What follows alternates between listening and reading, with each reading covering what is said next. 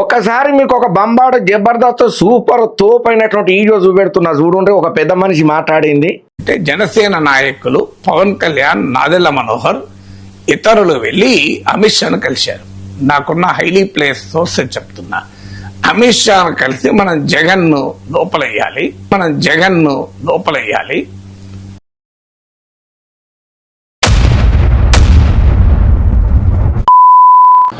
ఇక ఈసారి చెప్పింది వినుకుంటా పోతే గంటల కమల మనం ఇట్టనే కూర్చోవాలి. సరే ఈయన చెప్పేది ముచ్చట ఏమయ్యా పెద్ద మనిషి ప్రొఫెసర్ నాగేశ్వరరావు సార్ అంటే, ఈ మధ్య కాలంలోనంట కేంద్రం పేద మనిషి ఉన్నటువంటి అమిత్ షా సార్ దగ్గరికి ఈ జనసేన పేద మనుషులు ఉన్నారు కదా, జనసేనాని పెద్ద పవనాల్ సారు, ఇంకో ఆయన మన నాదెండ్ల మనోహర్ సారు, వీళ్ళిద్దరు కలిసి పోయిండ్రట.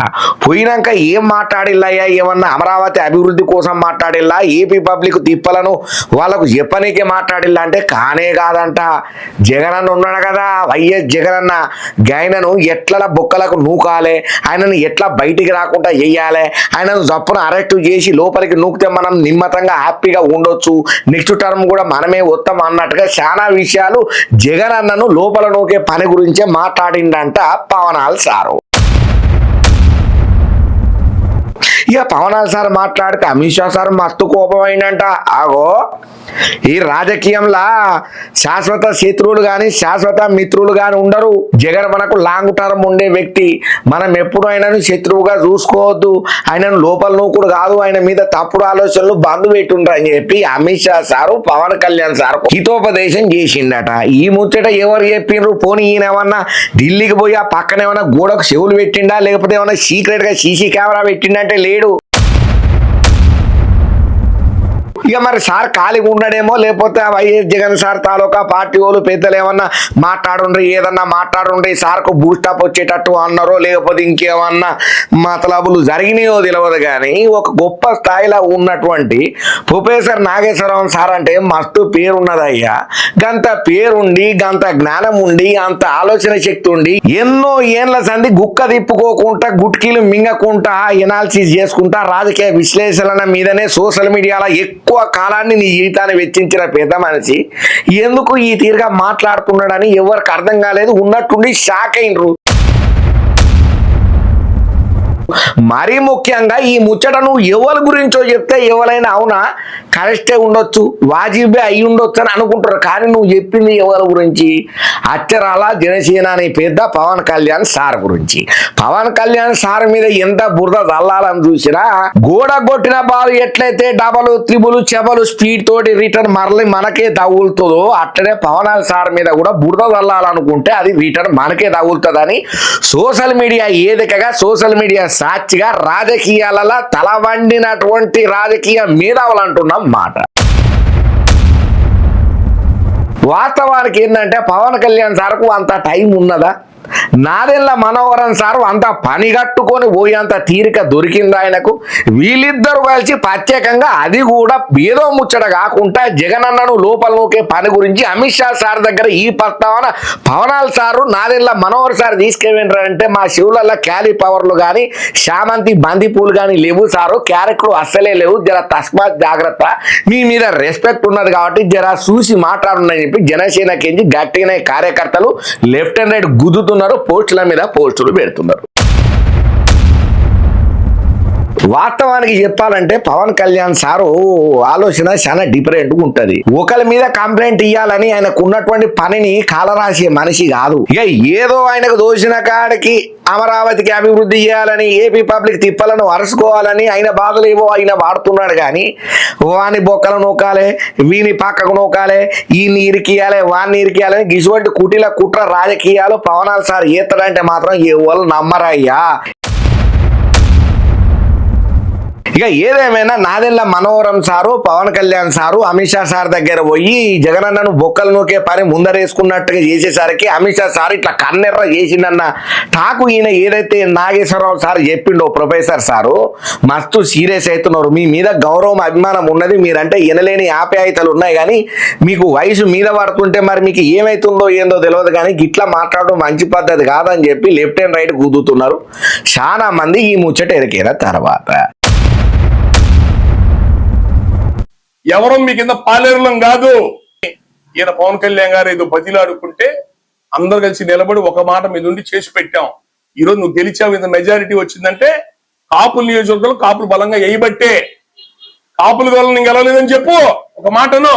కాపులు నాకు చేయలేదు, కాపులతో నాకు అవసరం లేదు, ఒక మాటను సరిపోద్ది, తెలిపోద్ది, అటో ఇటు తెలిపోద్ది. ఓ పక్కన కాపులందరూ మా కాపులకు మాకేం చేయలేదు, నువ్వు కడుగుతాం తీసి పాడేస్తాం, వచ్చే ఎలక్షన్లల్లో నీకు ఒక్క ఓటు కూడా పడకుండా మా కాపులం మేమే అడ్డం అంటాం అని చెప్పి పవన్ కళ్యాణ్ సార్కు చాలా రోజుల సంది దాసరి రామో ఎవరో పెద్ద పెద్ద మనుషులు అందరూ వచ్చి ఊదరగొట్టే ఉపన్యాసాలతోటి దంచి కొట్టే మాటలతోటి దబాడి దిబ్బడి వాయిత్తేనే ఉన్నారు. మరి ఎందుకు వాళ్ళు అట్లా మాట్లాడుతున్నారో, ఏమిటి కోసం మాట్లాడుతున్నారో తెలియదు, కానీ అట్లా మాట్లాడిన మాటల మీద కూడా ఏపీ పబ్లిక్ గరమవుతున్నారు. ఎంతసేపు కులం అని ఏడుస్తారేమరా ఆయన, రాష్ట్రం గురించి ఏడువుండ్రి. మీ కులపైనే డిప్యూటీ సీఎం అయినంత మాత్రాన ఇక మీకోసమే పడిగాపులు కాసి మీకే సేవలు చేయాలా? ఈ కులం పట్టుకొని యాలాడుకుంటే ఎన్నాళ్ళు ఉంటారు, ఎన్నేళ్ళు ఉంటారు? ఇంకా మీకు బుద్ధి రాదా? రాష్ట్ర అభివృద్ధి కోసం పాటుపడితే మంచిది కదా అని చెప్పి చాలా మంది ఈ కులం కొట్లాడేటోళ్ళకైతే గట్టిగానే కామెంట్లు కౌంటర్లు ఇస్తున్నారు. కానీ ఏదేమైనా కూడా పవన్ కళ్యాణ్ సార్ ఎన్నికలలో నిలబడ్డాడు, బరిలోకి వచ్చిండు, గెలిచిండంటే ఒక్క కులపోళ్ళు ఓటెత్తే కాదు నాయన. ముందు మీరు గేజుకు బాగా ఆలోచన పదును పెట్టి మాట్లాడేది తప్ప రైటా ఒప్ప అని ఆలోచన చేయండి. ఈ కులంలకించి బయటకు రండి. సాక్షాత్తు ఆ డిప్యూటీ సీఎమే అంటున్నాడు పవన్ కళ్యాణ్ సారు, నాకు కులం లేదు, మతం లేదు, నేను ఒక సాధారణ మనిషిని, ఒక రాజకీయ నాయకుని కంటే ఒక మంచి మనసున్న మనిషిగానే సాటి వారిని ప్రేమిస్తా, గౌరవిస్తా, అన్ని మతాలను నేను ఆదరిస్తా అంటున్నాడు. మీరేమో కులం అని ఆయనకు లేని బుర్రను ఎందుకు తగిలిస్తున్నారు అయ్యా అని చెప్పి చాలా మంది కారెడ్డాలు ఆరుకుంటా ఒక్క కులపోళ్ళు ఓటెత్తే ఏ రాజకీయ నాయకుడు గెలవరు ఆయన, అన్ని కులాలోళ్ళు సపోర్ట్ చేస్తేనే ఒక లీడర్ నిలబడతాడు. ఇది గుర్తు పెట్టుకోండి. పిచ్చి పిచ్చి మాటలు మాట్లాడి కులం మీద ఉన్నటువంటి మీ పైచాన్ని మంది మీద రుదకండి అని చెప్పి వాళ్ళకు కూడా గట్టిగానే కామెంట్లు కౌంటర్లు పెడుతుంటే ఇంకొకటి బాగా సోషల్ మీడియాలో చక్కర్లు తిరుగుతున్నాయి. సోషల్ మీడియాలలో అప్పట్లో జగనన్న గారు ఎట్లయితే ట్రోలింగ్లకు గురి అయ్యిండో, ఎట్లయితే ట్రోలింగ్ల బారిన వేసిండ్రో, ఇప్పుడు చంద్రాల సార్ వంత వచ్చింది, కూటమి సర్కారు వంత వచ్చింది. ఈ మధ్యకాలంలో మన చంద్రాల సార్ కానీ బాగా ట్రోలింగ్లకు గురి కావాల్సి వస్తుంది. ఇప్పుడు మనము ఉన్న మాట మాట్లాడుకుందాం. మనం చేసే పనిలో పోతుంటే మంచి పని జరిగితే ఆటోమేటిక్గా అదే వీడియో వైరల్ అవుతుంది, ట్రెండింగ్లో పోతుంది. మనకు అంటే మనం ఎవరికైతే చేసినామో వాళ్ళు మన గురించి ఆటోమేటిక్గా మనం చెప్పమన్నా కూడా చెప్పకుండానే వాళ్ళు ఎక్కడో చోట మన గురించి గొప్పగా చెప్తారు కదా.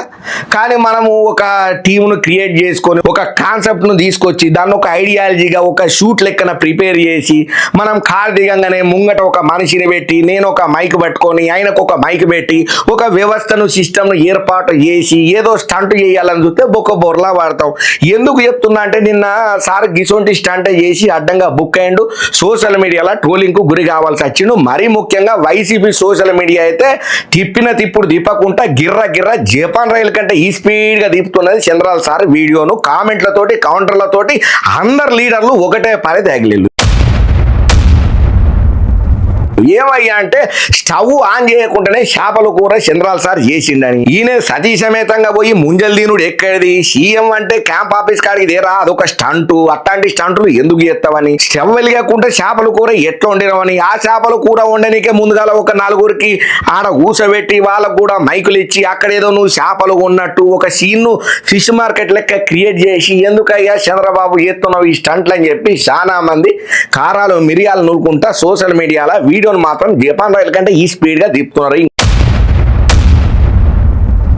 చంద్రాల సారు మరీ ముఖ్యంగా స్టవ్ ఎలిగియకుంటే చేపలు మరలేసే వీడియో, కూర వండేసిను. మరి అది ఏమన్నా తప్పిదం జరిగిందా లేకపోతే వంట అయిపోయిన తర్వాత ఆయన బంద్ చేసి కలిపేటప్పుడు ఎవరన్నా దొంగసాటుగా వీడియో తీస్తే అది బయటకు వచ్చిందో ఏమో తెలియదు. కానీ మొత్తానికి స్టవ్ బంద్ పెట్టి చంద్రాల సార్ వంట చేస్తున్న వీడియో మాత్రం వైసీపీ సోషల్ మీడియా జపాన్ రైలు కంటే ఈ స్పీడ్ గా తిప్పుతున్నది.